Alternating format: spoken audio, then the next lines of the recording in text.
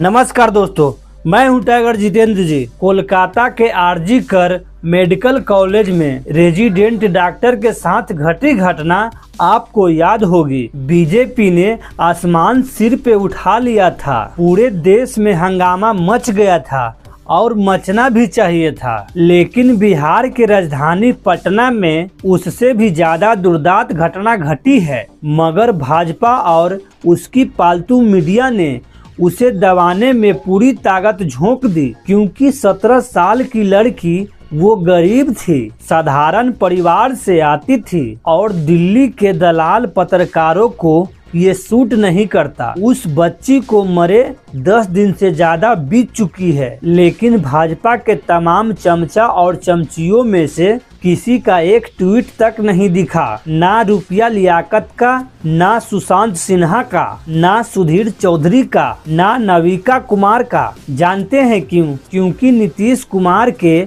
उत्तराधिकारी उप मुख्यमंत्री और गृह मंत्री सम्राट चौधरी का स्वागत बलात्कारियों ने अपने हाथों से टीका लगाकर किया है। यकीन ना हो तो पटना मेडिकल कॉलेज की पोस्टमार्टम रिपोर्ट देख लीजिए। उसमें साफ साफ लिखा है बलात्कार और उसके बाद लिखा है इलाज के क्रम में मौत। साहब, 17 साल की उस बच्ची की मौत नहीं हुआ है, उसे मार कर फेंक दिया गया है। अब पहले पूरी घटना समझिए। अब बिहार में इन दिनों एक नया नारा गूंज रहा है। बीजेपी नीतीश की सरकार है, बलात्कारियों हथियारों की बहार है। नया साल की छुट्टियों में घर आई नीट की छात्रा गायत्री 5 जनवरी 2026 को दोपहर 1 बजे जहानाबाद से पटना के लिए ट्रेन पकड़ती है। करीब 3 बजे वह पटना जंक्शन पर देखी जाती है। जहानाबाद से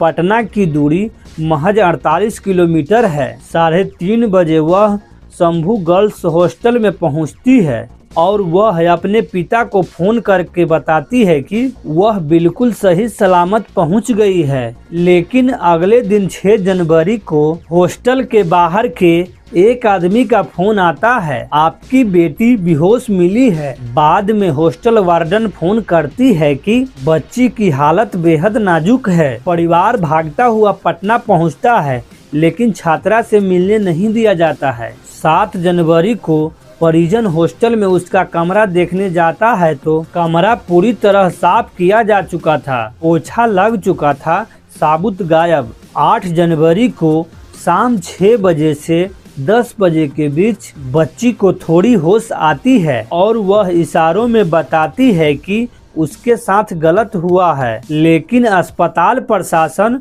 उसका बयान मोबाइल में रिकॉर्ड नहीं करने देता। परिवार पर दबाव बनाया जाता है, धक्का मुक्की होती है। एक डॉक्टर चुपके से परिवार को बताता है आपकी बच्ची के साथ गलत हुआ है। इसके बाद परिवार एफआईआर कराने पहुंचता है, लेकिन पुलिस एफआईआर दर्ज नहीं करती। घटना 6 जनवरी की है, एफआईआर होती है 9 जनवरी को। 3 दिन तक ना कोई फोरेंसिक टीम, ना कोई एक्सपर्ट, ना थाना प्रभारी घटना स्थल पर पहुंचती है। डीवीआर भी एक प्राइवेट आदमी से मंगवाया जाता है। इस बीच हॉस्टल और अस्पताल मिलकर फर्जी रिपोर्ट बनवाते हैं कि लड़की नशा करती थी। 10 जनवरी को परिवार उसे मैदान अस्पताल में ले जाता है। 11 जनवरी की दोपहर उसकी मौत हो जाती है। इसके बाद पटना पुलिस प्रेस रिलीज जारी करती है कि यौनी हिंसा की पुष्टि नहीं हुई, लेकिन पोस्टमार्टम रिपोर्ट